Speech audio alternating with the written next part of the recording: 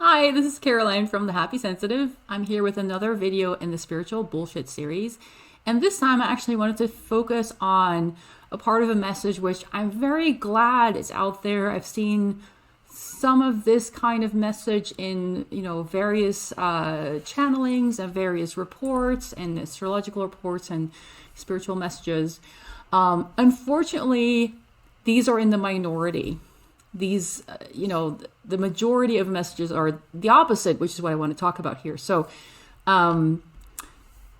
this message is about astrological events for 2023 and, what you can expect according to the author. And they're saying this is a long and arduous inner work that needs daily work, devotion, and integrity, as well as change in habits, thoughts, and behavior, which is essential to successfully achieve this inner work. And then during this year, we're going to be assisted by many seventh dimensional beings, energies, and the seventh ray of creation to restore our solar portals.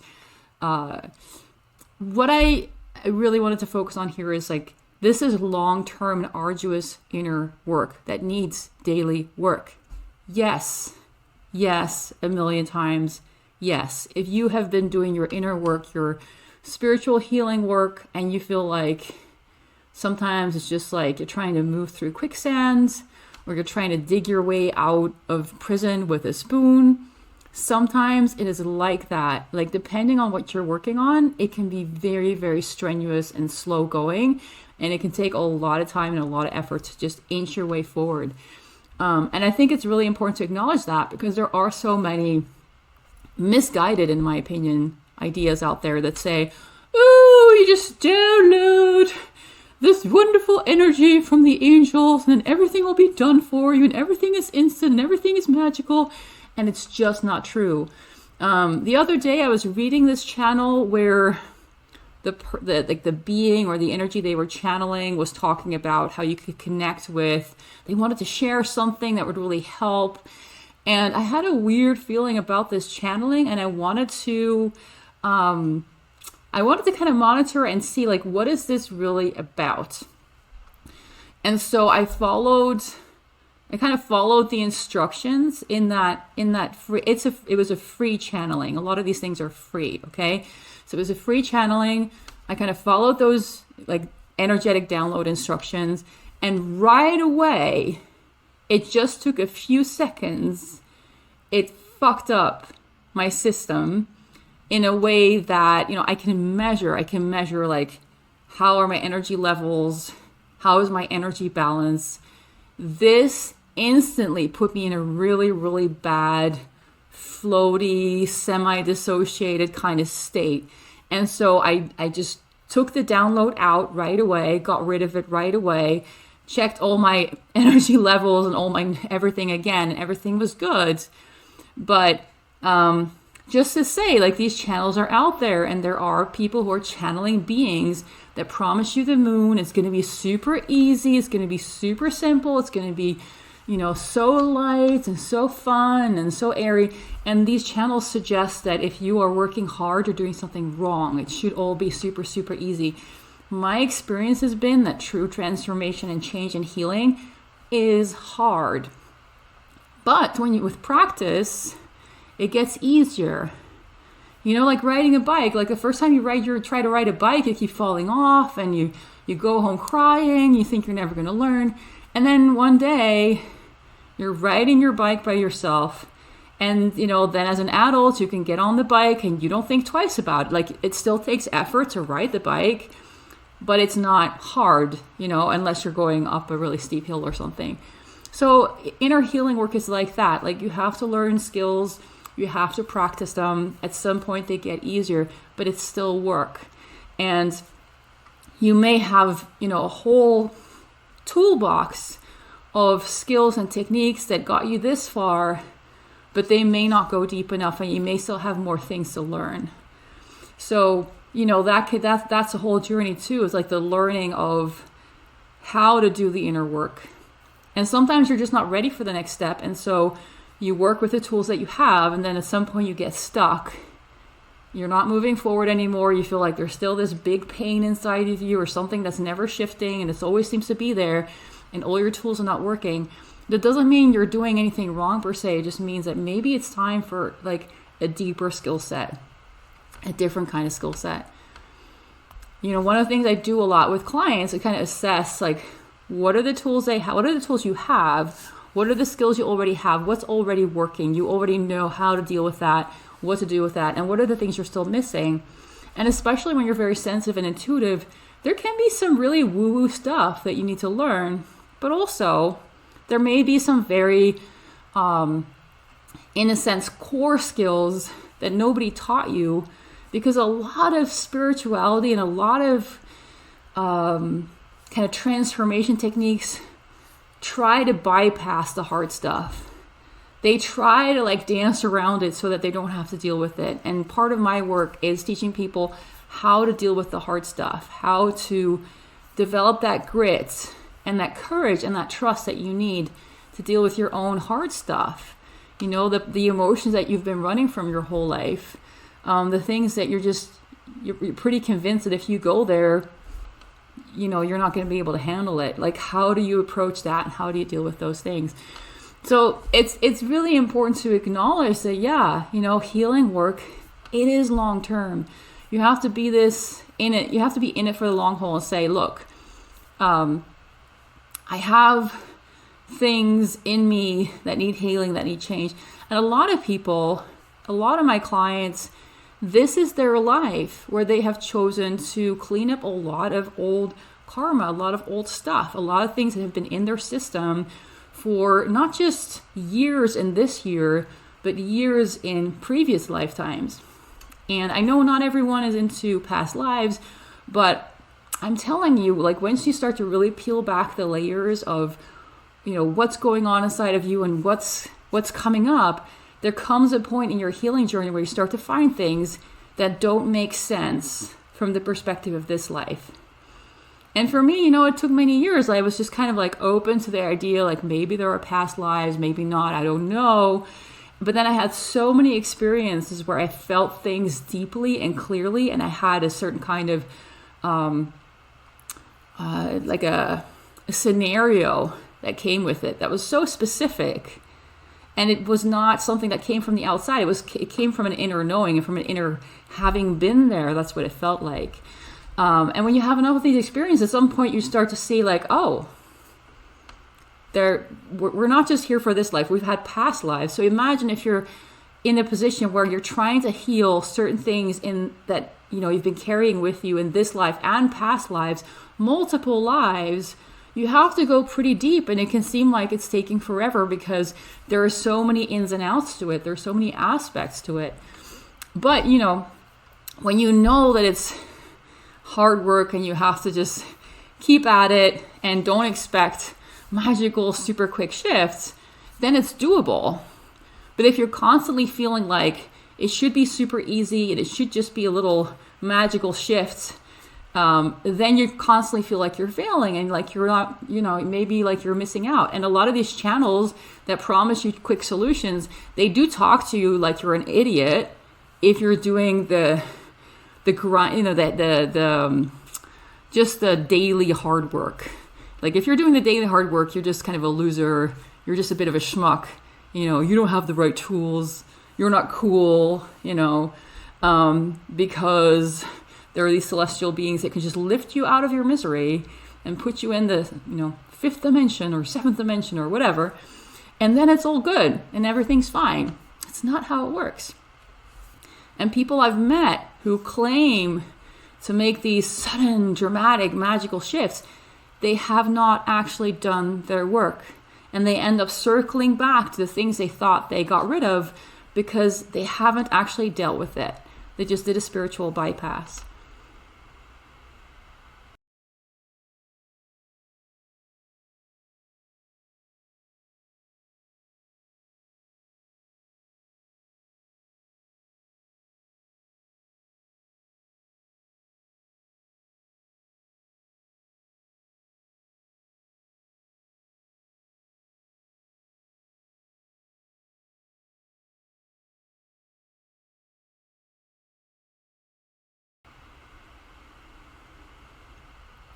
So if you feel like you're doing your inner work, but you're slogging along and it's taking forever, like sometimes it is, some of it's like that, and we all have themes. We all have themes in our life that this is the big theme you're working with, and you're just chipping away at it from different angles.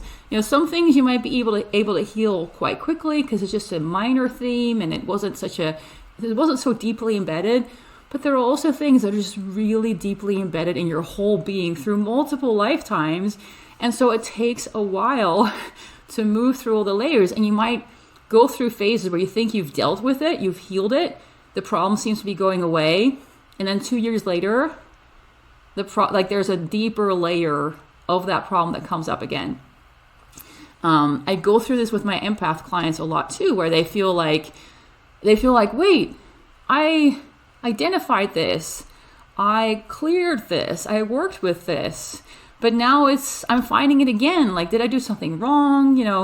And of course, it's always possible that you don't master the technique, but if you have learned the technique correctly, it is still very, very possible and actually very likely that you will come across the same kind of old emotion, habit, idea over and over and over again. As you're healing, you find like, oh, there's a part of me that believes I'm just not important. My feelings don't matter.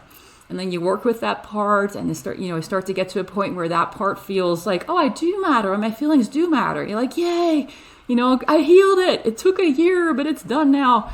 And then 5 years down the road, you find out that the same thing is going on in your lower back, for example. Doesn't mean you did anything wrong. It just means, different or the same emotions and beliefs can be held in different parts of the body. And they all need to be healed and addressed separately. You can't just say a mantra and say, I now declare myself healed and I now declare that I let go of everything that is in my way. It doesn't work like that. That would be like somebody building a house, and instead of actually bringing the bricks and stacking the bricks and bringing the mortar and actually doing the work, they just stand in front of the space and they say, I declare that the house is now built. Here is your house. Oh, why is this not working? It's still not there. What went wrong, with my manifesting skills? It's like, no. If you're building a house, your manifesting skills are the energy and the abilities and the insight and the effort that you bring to it to actually construct the house brick by brick or wall by wall, like whatever you're using. And healing work is similar. Like, you have to take things apart. You have to look at things one item at a time. You can't just do everything in one big fell swoop. But the mind likes to think that, and the mind likes to get things over with and say, all right, we're just gonna make this easy. I'll just mumble some words and then we're done. And it's really not like that. So anyway, I'm always really happy when I find any kind of spiritual messages or channelings or reports where they talk about inner work taking a lot of time and devotion and integrity, and that, yeah, you will be challenged. Part of your inner growth is dealing with that reality that a lot of things are a lot of work. They're not instant. Just because you can see it in your mind's eye doesn't mean you can create it just like that. And it's building that patience, that trust in yourself, and the willingness.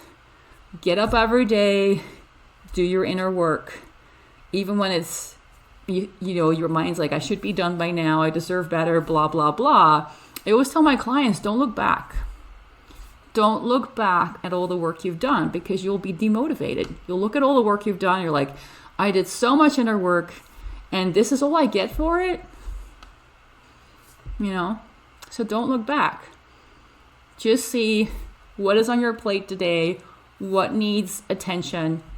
And if this is one of those, if this is your life where you decided up high before you incarnated, you decided this is the life where I'm going to clean up some really old, tough patterns, then, the healing work you need to do is going to be harder. It's going to be deeper.